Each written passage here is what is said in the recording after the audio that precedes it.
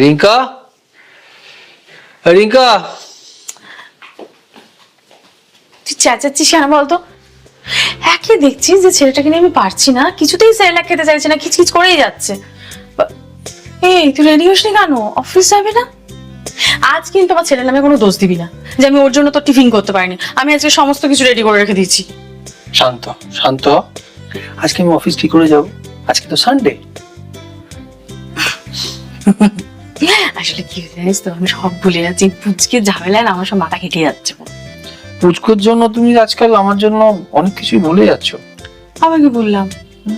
মাঝে মাঝে তো আমার উপর হিংসা হচ্ছে। কতদিন আমরা কত কিছু করি না বলতো? এত কিছু করে তারপরে এই কাণ্ড হলো, এখন আবার কি করতে চাইছিস বল? এত কিছু করে ছেলে হয়েছে, এবার একটা মেয়ে। হ্যাঁ